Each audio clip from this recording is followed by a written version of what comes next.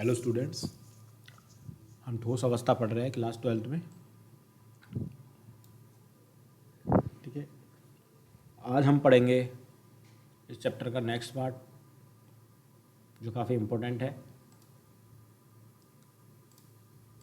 ठीक है, ये हमारी आज सॉलिड स्टेट चैप्टर यानी ठोस अवस्था की लास्ट क्लास होगी। ठीक है, तो हम स्टार्ट करते हैं आज ठोसों में विद्युतीय गुण। ठोसों में विद्युतीय गुण। ठीक है, अब देखिए, ठोसों में विद्युतीय गुण इलेक्ट्रॉन या धन छिद्रों की गति के द्वारा अथवा आयनों की गति के द्वारा होता है। धन छिद्रों या इलेक्ट्रॉनों की गति को इलेक्ट्रॉनिक चालकता तथा आयनों की गति को आयनिक चालकता कहते हैं। जो भी ठोस होते हैं उसमें क्या होते हैं, या तो मुक्त अवस्था में इलेक्ट्रॉन पाए जाते हैं या उनके बीच में क्या होते हैं, छिद्र उपस्थित हो जाते हैं। जैसे हमने पढ़ा अभी अशुद्धियाँ के दौरान कि उनमें छिद्र उपस्थित हो जाते हैं, जिसके कारण से क्या करेंगे, वो क्या करेगा, विद्युतीय गुण प्रदर्शित करेगा।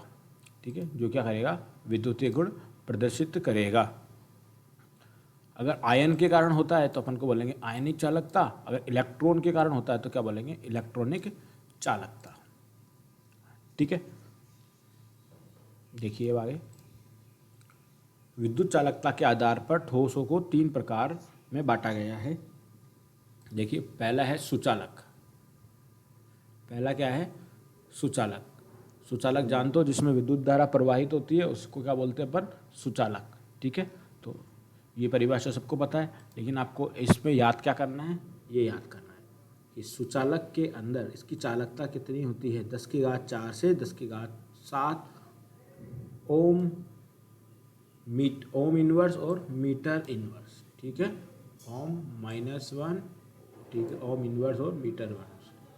ठीक है, तो ये तो क्या होते हैं, सुचालक। यानी ये जितनी धातु होती है वो सारी की सारी क्या होगी अपने पास में, सुचालक।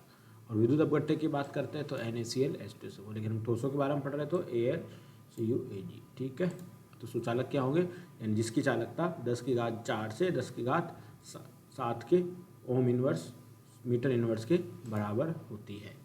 दूसरी बात करते हैं हम कुचालक। कुचालक जिसमें विद्युत धारा का प्रवाह नहीं होता है, उसकी रेंज क्या होगी, 10⁻⁻20 से 10⁻−10 ओम मीटर इनवर्स और मीटर इनवर्स। ठीक है, ओम इनवर्स और मीटर इनवर्स। ठीक है, आपको रेंज याद करनी है।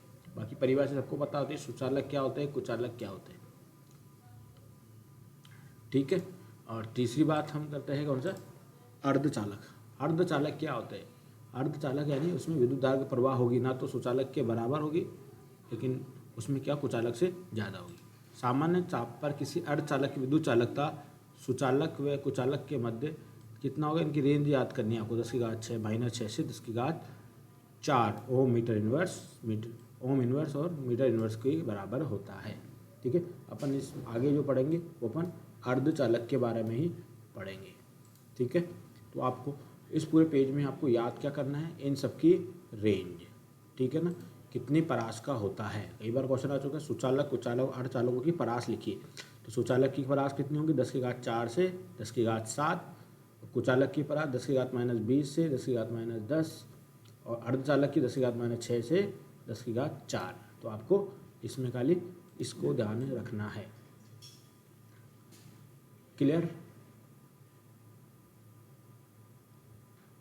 अब हम बात करते हैं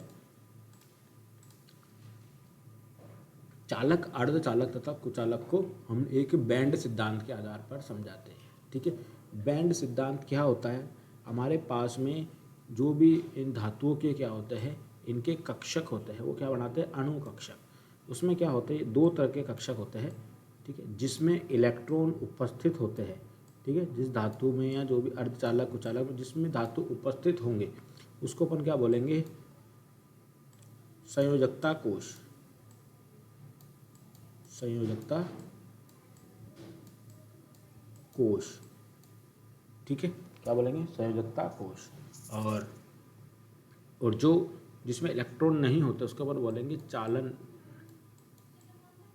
ठीक है, चालन कोश।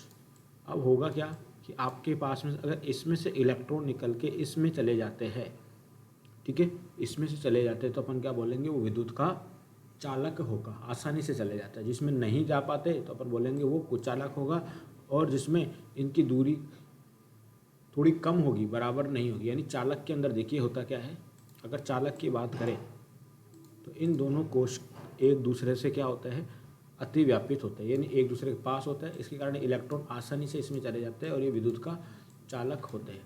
जबकि हम बात करते हैं कुचालक की, कुचालक के अंदर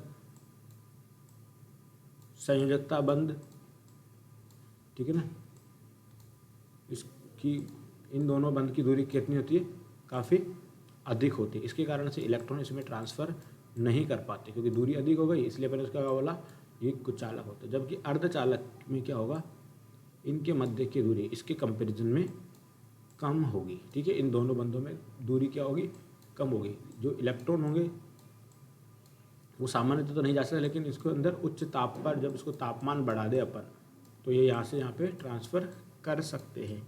इसलिए इसको क्या बोला अपन ने, अर्धचालक, ठीक है। क्लियर। अब हम इनके बारे में पढ़ते हैं, बैंड सिद्धांत के बारे में। क्लियर है। बैंड सिद्धांत क्या हुआ, इन यानी अपने पास में इलेक्ट्रॉनों का ट्रांसफर। देखिए इसको हम डायग्राम से समझते हैं। देखिए ये अगर धातु है, यानी ये क्या है, सुचालक, इन दोनों में ऊर्जा अंतराल ना के बराबर होता है, इसलिए इलेक्ट्रॉन आसानी से ट्रांसफ़र हो जाते हैं, इसलिए इसको क्या बोला अपन ने, सुचालक। अचालक के अंदर क्या है अपने पास में, इन दोनों में ऊर्जा अंतराल काफ़ी अधिक होता है, और इसको अंदर अर्धचालक में क्या होता है, इन दोनों में अंतराल कम होता है, अंतराल क्या होता है, काफ़ी कम होता है, इसलिए इलेक्ट्रॉन इसमें ट्रांसफ़र हो जाते हैं, ठीक है। इसको पूरित बैंड बोल दिया, इसको रिक्त बैंड बोल दिया, इसको पूरित या चालन बैंड बोल दिया। क्लियर है। तो हम चालक, कुचालक और अर्धचालक को बैंड सिद्धांत के हिसाब से इस प्रकार से समझा सकते हैं, ठीक है। देखिए इस सिद्धांत के इसको हम थ्योरी के रूप में देखते हैं। इस सिद्धांत के अनुसार जितने परमाणु कक्षक आपस में मिलते हैं उतने ही अणु कक्षकों का निर्माण करते हैं, ठीक है। परमाणु कक्षक आपस में मिलकर क्या बनाएंगे, अणु कक्षक, जो हमने क्लास 11 में पढ़ भी रखा है, अणु कक्षक सिद्धांत। जब बहुत सारे परमाणु कक्षक आपस में मिलते हैं तो उतने ही संख्या में अणु कक्षकों का निर्माण होता है। इन अणु कक्षकों की ऊर्जाओं में अंतर बहुत कम होता है और ये परस्पर मिलकर एक बैंड का निर्माण कर लेते हैं, अतः इसे क्या बोलेंगे, बैंड सिद्धांत। इस सिद्धांत के द्वारा चालक, कुचालक और अर्धचालक की व्याख्या निम्न प्रकार से की जाती है, ठीक है। इनकी व्याख्या कैसे करी, चालक को देखिए, वे पदार्थ जिसमें विद्युत धारा का प्रवाह आसानी से हो जाता है, चालक पदार्थ कहते हैं। ये हम सारा पहले उस डायग्राम के थ्रू सबको समझ चुके हैं, उसी को थ्योरी के फॉर्म में पढ़ रहे हैं।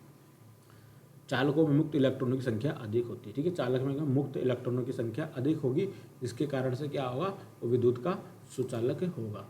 उदाहरण ले लिया अपन इसका, चांदी, तांबा, एल्यूमिनियम, ठीक है। उपयोग जानते हो, विद्युत धारा के प्रवाहन है विद्युत चलित उपकरणों के निर्माण में, ठीक है। ये इसके गुण हैं, तो एक बार देख लीजिएगा, ठीक है। प्रतिरोध बहुत कम होना चाहिए, मजबूत होना चाहिए, सरलता से उपलब्ध होना चाहिए, ठीक है।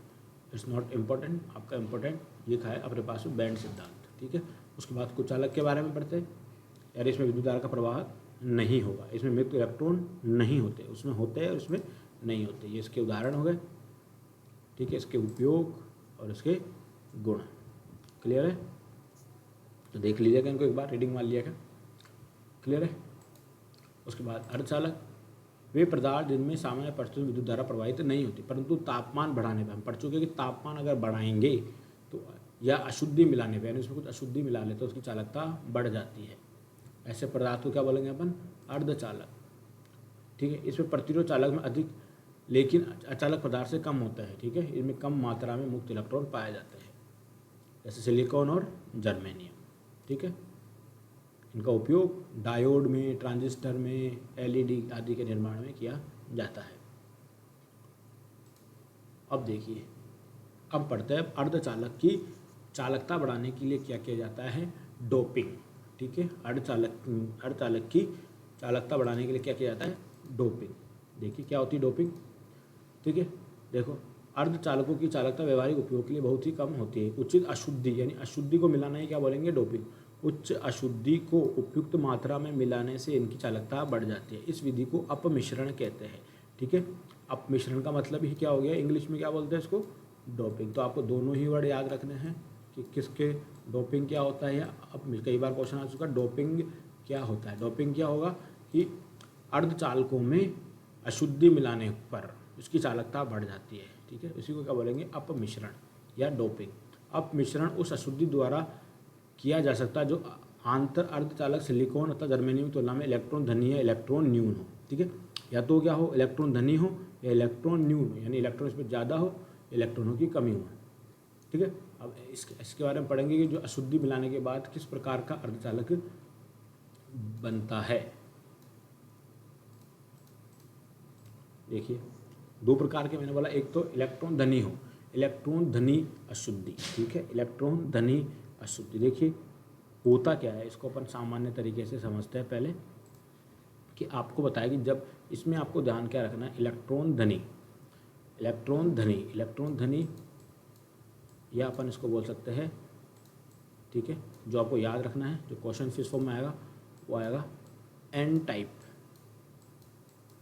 एन टाइप के अर्धचालक, एन टाइप के अर्धचालक। अब देखिए होता क्या है, इसमें आपको एक चीज़ याद रखनी है, जब वर्ग 14, कौन सा 14, वर्ग 14, कौन सा वर्ग है, वर्ग 14। ठीक है, वर्ग 14 में अगर वर्ग 15 की अशुद्धि मिला दी जाती है तो उससे बनने वाला अर्धचालक एन प्रकार का या एन अर्धचालक है होता है। ठीक है, वर्ग 14 में क्या मिला देंगे, वर्ग 15, वर्ग 14 जानते हो, वर्ग 14 कौन कौन से होते हैं अपने पास में, आवर्त सारणी में वर्ग 14 आपको पता है क्या क्या होता है, carbon, silicon, germanium, gallium, carbon, silicon, germanium, stainless, और ये एसएन और पीवी। ठीक है, काशी गए शंकर प्रभु एस।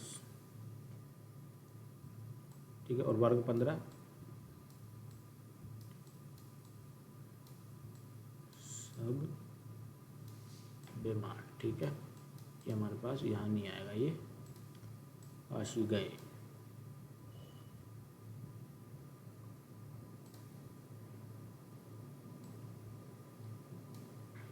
गैलियम, शंकर प्रभु। ठीक है, ये अपने पास वर्ग 14 में अगर हमने क्या मिला दी, वर्ग 15 को क्या मिला दी, वर्ग 14 में हमने क्या मिला दिया, वर्ग 15 की अशुद्धि, तो उससे बनने वाला क्या होगा, उससे बनने वाला क्या होगा अपने पास में, अर्धचालक, क्या बोलेंगे हम, एन प्रकार का अर्धचालक। ठीक है, इम्पोर्टेंट है, इसको इसी फॉर्म में याद रखना कि वर्ग इसके अंदर वर्ग 14 में अगर हम क्या मिला दें, वर्ग 15 की अशुद्धि, तो हमारे पास में अर्धचालक जो बनेगा, कौन सा बनेगा अपने पास में, एन प्रकार का अर्धचालक। ठीक है, इसको हम एक डायग्राम से समझेंगे। देखिए समझ लीजिएगा,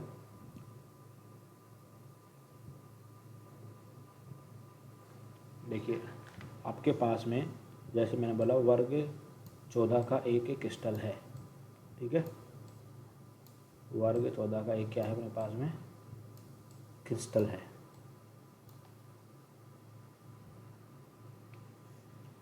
ठीक है, मैं इसको यहाँ पे बना लेता हूँ, एक बार रफली डायग्राम बना ले, फिर बाद में इसको समझेंगे। ठीक है, वर्ग 14 कौन सा होता है, सिलिकॉन को मान लिया अपन ने। ठीक है, ये सारे कौन से हैं, सिलिकॉन। ठीक है, अपन ने एग्जाम्पल पढ़ा अर्धचालक क्या होता है, सिलिकॉन, तो हमने क्या ले लिया, सिलिकॉन। ठीक है, सब में सिलिकॉन है। अब आपको पता है कार्बन की संयोजकता कितनी होती है, 4 होती है ना, 4। कार्बन की संयोजकता कितनी होती है, 4। ठीक है, तो कार्बन कितने बॉन्ड बना सकता है, 4। तो पूरे वर्ग की संयोजकता कितनी होगी, 4। यानी आप ये एक सेंटर का अणु ले लो, तो आपको पता है ये भी सिलिकॉन है, ये भी सिलिकॉन है, तो इस वाला इससे संयोजकता कोवेलेंट बॉन्ड के थ्रू जुड़ा होगा, सहज संयोजक बंध के थ्रू, ये इधर से भी इधर से जुड़ा होगा, यानी 4 इलेक्ट्रॉन आपस में साजित रूप में ये जुड़े हुए मिलेंगे। ठीक है, क्लियर है। देख लो एक बार वापस कि संयोजक सिलिकॉन की संयोजकता कितनी होती है, 4। ठीक है, सिलिकॉन की संयोजकता कितनी होती है, 4। अब 4 होती है तो वो 4 ही बंध बनाएगा, तो चारों तरफ से अपने पास क्या है, 4 बंध बना के रखा हुआ है। ठीक है, चारों बंद बना के रखा हुआ है। ठीक है, तो हमें कोई सा भी तत्व, कार्बन हो सकता है, सिलिकॉन हो सकता है, जर्मेनियम, ठीक है, जर्मेनियम होगा ये, गैलियम नहीं होगा, जर्मेनियम। ठीक है, ये इसके सीध में Sn और यहाँ पे Pb। ठीक है, इसको अपने ट्रिक किस तरीके से याद रखी है, Sn और ये Pb, काशी गए शंकर प्रभु। ठीक है, तो हमारे पास कोई सा भी हो सकता है ये हमारे पास में। ठीक है, उनकी संयोजकता कितनी होती है, 4 होती है। ठीक है, यहाँ से भी 4 बंद है, यहाँ से भी 4 बंद है, यहाँ से भी 4 बंद है। ठीक है, इस तरह से ये 4 बंद बना के रखते हैं। क्लियर है। अब देखिए, अगर मैंने बोला वर्ग 14 में वर्ग 15 की अशुद्धि मिला दी जाए, मतलब इस वर्ग 15 में से कोई सा भी ले लिया, मानो मैंने फॉस्फोरस ले लिया। ठीक है, एक सिलिकॉन परमाणु को हटा के, मैंने यहाँ पे ले लेता हूँ मैं, एक सिलिकॉन परमाणु को हटा के, ठीक है, ये सिलिकॉन का हमारे पास में क्या था, एक परमाणु, यहाँ पे हटा के मैंने एक फॉस्फोरस को मिक्स कर दिया, यानी वर्ग 15 को मिक्स कर दिया। अब आपको पता है इसकी संयोजकता कितनी होती है, पूरे वर्ग की कितनी होती है संयोजकता, 5 होती है ना, जैसे नाइट्रोजन को पढ़ते हैं 2 और 5, जो बाह्यतम कक्ष में कितने इलेक्ट्रॉन होते हैं, 5, तो 5 इसकी क्या होगी, संयोजकता होगी। तो ये मैंने क्या मिला दिया, फॉस्फोरस, तो यानी 5 इलेक्ट्रॉन है, एक इलेक्ट्रॉन तो इसके साथ बंद बना लिया, एक इलेक्ट्रॉन इसके साथ बंद बना लिया, एक इलेक्ट्रॉन इधर वाले के साथ बंद बनाया, एक इलेक्ट्रॉन इधर वाले के साथ, यानी फॉस्फोरस के कितने इलेक्ट्रॉन काम आ गए, 4 इलेक्ट्रॉन। कितने काम आ गए, 4 इलेक्ट्रॉन, जबकि एक इलेक्ट्रॉन क्या रह गया, फ्री। 5वां इलेक्ट्रॉन था जो, वो क्या रह गया, फ्री रह गया। वो क्रिस्टल में किसी भी पोजीशन पे हो सकता है, वो या तो इधर होगा या इधर होगा, कहीं भी पोजीशन पे हो सकता है, जिसके कारण क्या होंगे, ये इलेक्ट्रॉन फ्री अवस्था में यानी मुक्त अवस्था में, तो जिसके कारण ये विद्युत की चालकता प्रदर्शित करेगा। क्लियर है, समझ में आ गया। यानी वर्ग 14 में वर्ग 15 की अशुद्धि मिला दी जाए तो इससे बनने वाला चालक कौन सा होगा, N प्रकार का अर्धचालक। ठीक है, क्योंकि उसमें एक मुक्त इलेक्ट्रॉन उपस्थित होता है। देखिए इसके बारे में पढ़ती, देखो सिलिकॉन और जर्मेनियम आवर्त सारणी के 14वें वर्ग से संबंधित है। प्रत्येक में 4 संयोजक इलेक्ट्रॉन हैं। क्रिस्टलों में इनका प्रत्येक परमाणु अपने निकटस्थ परमाणुओं के साथ 4 सहसंयोजक बंध बनाता है। जब 15वें वर्ग के तत्व जैसे फॉस्फोरस अथवा आर्सेनिक, जिसमें 5 संयोजक इलेक्ट्रॉन होते हैं, को अपमिश्रित किया जाता है तो ये सिलिकॉन अथवा जर्मेनियम के क्रिस्टल में कुछ जालक स्थलों में आ जाता है। क्लियर है, ठीक है, बीच में आ गया था अपने पास में, तो 5 में से 4 इलेक्ट्रॉन का उपयोग तो क्या हो गया था, सिलिकॉन परमाणु के साथ सहसंयोजक बंध बना लेता है। ठीक है, तो 5वां अतिरिक्त इलेक्ट्रॉन क्या हो जाता है, विस्थापित हो जाता है। यह विस्थापित इलेक्ट्रॉन, ठीक है, यह विस्थापित इलेक्ट्रॉन अपमिश्रित सिलिकॉन की चालकता में वृद्धि करता है।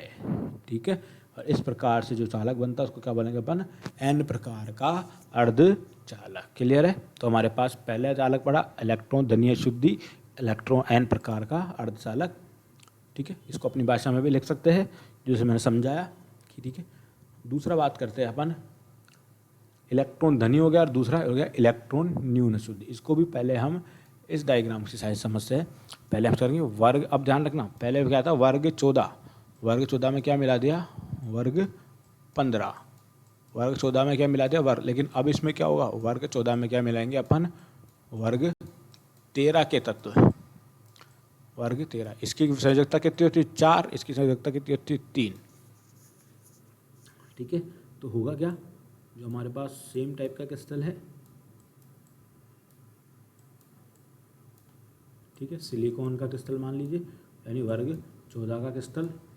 अब इसमें हमने क्या अपमिश्रित किया, वर्ग 13 को। वर्ग 13 आपको पता है कौन सा होता है, बोरोन फैमिली, जो बोरोन परिवार क्या होता है, वर्ग 13, यानी बोरोन वाला, एल्यूमिनियम, गैलियम, ठीक है, इस तरह से कौन कौन सा होता है, वर्ग 13। बैंगन, आलू एंड गाजर, याद होगी ट्रिक ये अपन को, इन थैली। ठीक है, ये हमारे पास में वर्ग कौन सा है, 13। इनकी संयोजकता कितनी होती है, 3 होती है। ठीक है, जैसे बोरोन 5 पे होता है, तो ये बाह्यतम कोश में कितने होते हैं, 3 इसकी संयोजकता होगी। अब देखिए इस सिलिकॉन में अपन ने क्या कर दिया, बोरोन या एल्यूमिनियम मिक्स कर दिया, मानो क्या मिक्स कर दिया अपन, एल्यूमिनियम। ठीक है, एल्यूमिनियम में कितने इलेक्ट्रॉन होते हैं, संयोजकता कितनी है, 3। तो एक तरफ से इसने यहाँ बॉन्ड बना लिया, एक तरफ से इधर से बॉन्ड बना लिया, एक तरफ से इधर से बना लिया। ठीक है, लेकिन इसके बाद 3 इलेक्ट्रॉन है, जबकि एक इलेक्ट्रॉन यहाँ एल्यूमिनियम 3 जगह से बंद बना सकता है। और जबकि इस वाले सिलिकॉन का एक इलेक्ट्रॉन खाली रह गया। अब खाली रह गया, फ्री रह गया, यानी मुक्त अवस्था में रह गया। अब मुक्त अवस्था में रह गया तो इसके कारण अब ये क्या करेगा, अर्धचालक के गुण प्रदर्शित करेगा। क्लियर, इस कारण वो क्या चालकता प्रदर्शित करेगा। क्लियर है, पहले एक इलेक्ट्रॉन ज़्यादा आ गया था, लेकिन अब एक इलेक्ट्रॉन इसका कम रह गया। अब ये वाला क्या करेगा, विस्थापित हो जाएगा और ये क्या करेगा, अपने पास में चालकता प्रदर्शित करेगा। तो इसको क्या बोलेंगे अपन, पी प्रकार के अर्धचालक, या बोलेंगे इलेक्ट्रॉन न्यून शुद्धि। ठीक है, देखिए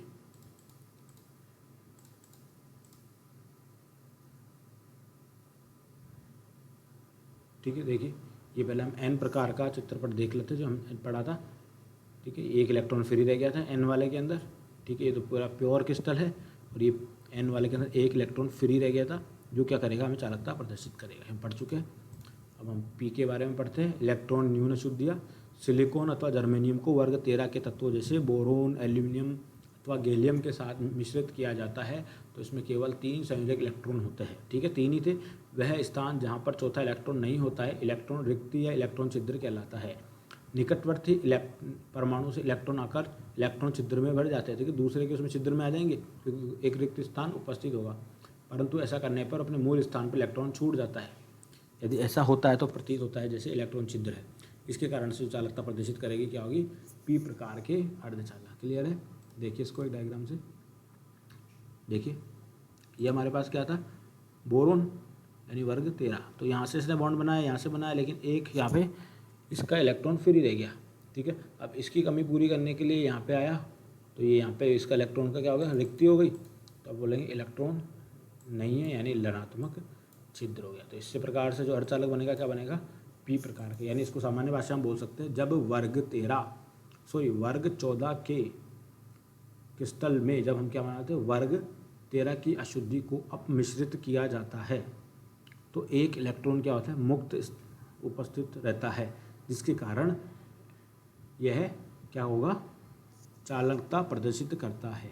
ठीक है, तो ये होगा हमारे पास में पी प्रकार के चालक। इम्पोर्टेंट है दोनों के दोनों, किसी भी फॉर्म में पूछ सकता है वो, कि मानो वर्ग जब ना क्रिस्टल में आर्सेनिक की अशुद्धि मिला दी जाए तो बताइए कौन सा प्रकार का क्रिस्टल है। तो इस तरीके से पूछा, आपको पूरा वर्ग पता होना चाहिए। क्लियर, ये हमारे पास थी कौन सी, डोपिंग करके हमने अर्धचालक की चालकता बढ़ाई, किस प्रकार के, एन प्रकार और पी प्रकार से। अब नेक्स्ट प्रॉपर्टी पढ़ते हैं चैप्टर की, ठोसों में चुंबकीय गुण। ठीक है, चालकता वाला पार्ट कंप्लीट हो गया। अब लिखिए ठोसों में चुंबकीय गुण। चुंबकीय गुण, ठीक है, आपको पता है कोई भी चुंबकीय गुण तब प्रदर्शित करता है जब उसके पास में अयुग्मित इलेक्ट्रॉन उपस्थित हो। क्या हो, अयुग्मित इलेक्ट्रॉन उपस्थित हो, तो वही क्या होगा, चुंबकीय गुण प्रदर्शित करता है। ठीक है, देखिए ठोस पदार्थ को बाह्य चुंबकीय क्षेत्र रखने पर निम्न प्रकार से व्यवहार करते हैं। किसके से, पहला क्या होगा, अनुचुंबकत्व। ठीक है, अनुचुंबकत्व। ठीक है, अनुचुंबकत्व पदार्थ का वह गुण है जिसमें पदार्थ बाहर से आरोपित चुंबकीय क्षेत्र की दिशा में ही चुंबकीय क्षेत्र पैदा करते हैं। वह बाह्य चुंबकीय क्षेत्र द्वारा आकर्षित किए जाते हैं। अधिकांश रासायनिक तत्व कुछ रासायनिक यौगिक अनुचुंबकीय होते हैं। ठीक है, यानी अपने पास क्या होगा, उसमें अयुग्मित इलेक्ट्रॉन होंगे जिसके कारण वो चुंबकीय क्षेत्र में आकर्षित होगा। ठीक है, बाह्य चुंबकीय क्षेत्र दुर्बलता से आकर्षित हो रहे, लेकिन दुर्बलता से हो रहे हैं, तो उसको क्या बोल दिया, अनुचुंबकीय। यानी ये अपने पास में इसका ये धातु है जिसमें अयुग्मित इलेक्ट्रॉन उपस्थित होंगे। देखोगे एफ, एक उदाहरण करके देख लेते हैं, Fe+2। Fe कितने नंबर पे होता है अपने पास में, 26। ठीक है, Fe 26 पे होता है। इसका इलेक्ट्रॉन विन्यास देखेंगे तो होता है अपने पास में Ar3d6 4s2। ठीक है, अब देखिए हमारे पास Fe+2, इसका मतलब क्या हो गया, इसमें से 2 इलेक्ट्रॉन बाहर से निकल गए, यानी कितने कि 0 हो गया। तो डी में कितने इलेक्ट्रॉन हो गए, 6। अब डी कक्षक में हम इन इलेक्ट्रॉनों को अगर भरते हैं, ठीक है, डी में 1 2 3 4 5 और ये 6, तो अयुग्मित इलेक्ट्रॉन कितने रह गए, 4। यानी क्या होगा, ये अनुचुंबकत्व प्रदर्शित करेगा, यानी चुंबकीय क्षेत्र में क्या होगा, ये आकर्षित होगा। क्लियर है, चुंबकीय क्षेत्र में क्या होगा, आकर्षित। जबकि जो चुंबकीय क्षेत्र में आकर्षित नहीं होंगे उनको बोलेंगे प्रतिचुंबकीय। देखिए ये अनुचुंबकत्व के अंदर, यानी सबकी दिशा आप इसको इस तरह समझेंगे, जितने भी अयुग्मित इलेक्ट्रॉन उनकी दिशा एक ही डायरेक्शन में होगी, तो उसको क्या बोलेंगे, अनुचुंबकत्व। प्रतिचुंबकत्व, प्रतिचुंबकत्व पदार्थ वे है जिनमें बाहर से आरोपित चुंबकीय क्षेत्र के उल्टी दिशा में चुंबकीय क्षेत्र प्रेरित होता है। ये पदार्थ बाह्य चुंबकीय क्षेत्र द्वारा प्रतिकर्षित किए जाते हैं। वो वाला आकर्षित किए जाते थे और ये प्रतिकर्षित किए जाते हैं, अर्थात इनका व्यवहार अनुचुंबकीय पदार्थों के चुंबकीय व्यवहार के उल्टा होता है। ठीक है, वो आकर्षित है तो ये प्रतिकर्षित हो जाए। प्रतिचुंबकत्व तो एक क्वांटम यांत्रिकी प्रभाव है, सभी पदार्थ गुण प्रदर्शित करता है। ठीक है, वो कोई इंपॉर्टेंट नहीं है, आपको ये ध्यान रखना कि वो क्या होगा, वो आकर्षित नहीं होगा, वो क्या होगा, प्रतिकर्षित। उसको क्या बोलेंगे, प्रतिचुंबकत्व पदार्थ, यानी बोल सकते हैं यानी वह पदार्थ जो चुंबकीय क्षेत्र में क्या होगा, प्रतिकर्षित होगा, उसको क्या बोलेंगे, प्रतिचुंबकीय। ठीक है, ये देखो इसमें क्या होंगे, अयुग्मित इलेक्ट्रॉन, इसमें अयुग्मित इलेक्ट्रॉन उपस्थित नहीं होंगे, यानी वो क्या होंगे, युग्मित होंगे। युग्मित का मतलब इलेक्ट्रॉन युग्म में होंगे, यानी कुछ एक ऐसा और एक ऐसा, तो अपन बोलेंगे ये प्रतिचुंबकीय। क्लियर, इसके एग्जाम्पल दे रखे हैं, देखिए इसको डायग्राम समझ से देखिए, ये इलेक्ट्रॉन, ये इसके जस्ट अपोजिट इलेक्ट्रॉन, ये इलेक्ट्रॉन जस्ट अपोजिट, एक दूसरे के प्रभाव को क्या कर देते हैं, निरस्त कर देते हैं, इसलिए इसको क्या बोल दिया अपन ने, प्रतिचुंबकीय पदार्थ। ठीक है, प्रतिचुंबकत्व। ठीक है, अब हम लास्ट पढ़ते हैं इसके अंदर लोह चुंबकत्व। ठीक है, लोह चुंबकत्व जिसको अपन बोलते हैं फेरी चुंबकत्व या फेरी मैग्नेटिज्म, जिसमें कुछ पदार्थ स्थायी चुंबक बनाते हैं जैसे लोहा, या दूसरे चुंबकों को आकृष्ट करते हैं। वैसे प्रतिचुंबकीय और अनुचुंबकीय पदार्थ भी चुंबकीय क्षेत्र में आकर्षित या प्रतिकर्षित होते हैं। ठीक है, ये क्या होता है अपने पास में मूलभूत, जिसमें पदार्थ के स्थायी चुंबक बनाते हैं। देखिए उदाहरण इसका FeCO, NiCr2 इत्यादि। ठीक है, ये हमारे पास ये होते तो क्या है, लेकिन चुंबकीय क्षेत्र में रखने पर ही चुंबकीय क्षेत्र प्रदर्शित करते हैं। देखिए इसमें क्या होगा, जैसे उनमें जो तीरों की निशान पहले वाले में सभी एक दिशा थी, फिर एक के अंदर एक क्या थी, एक सीधी थी और एक उल्टी थी, यानी एक दूसरे को प्रभाव को निरस्त कर दिया। इसमें क्या होगा, इनकी इलेक्ट्रॉन की व्यवस्था निश्चित नहीं होगी, कोई कभी ये सीधे मिल जाएंगे, कभी ये उल्टे। देखिए इसमें सीधा, दो सीधे हो गए, यानी इनका अरेंजमेंट क्या होगा, फिक्स नहीं होगा। इसी को क्या बोलेंगे, लोह चुंबकत्व। ठीक है, तो इतना इम्पोर्टेंट है नहीं, अपने पास जो मेन इंपॉर्टेंट अपन ने पढ़ा वो आज के टॉपिक में है अर्धचालक, कौन कौन सी प्रकार के, N प्रकार के अर्धचालक और P प्रकार के अर्धचालक, तथा सुचालक, कुचालक तथा अर्धचालकों की परास क्या क्या होती है, उनकी रेंज क्या क्या होती है, ये चीज़ें आपको याद रखना है। ठीक है, इसी के साथ ये चैप्टर अपना का कंप्लीट हो चुका है। अब इससे रिलेटेड जो भी क्वेश्चन है या कोई भी डाउट्स हो आपको तो आप पूछ सकते हैं, क्योंकि अब इस चैप्टर के बाद एक आपका ऑनलाइन टेस्ट होगा। ठीक है, ऑनलाइन वर्बली टेस्ट होगा, पूरा ओरल टेस्ट होगा। ठीक है, तो आपको उसके लिए तैयारी करनी है। ठीक है, ओके, थैंक यू।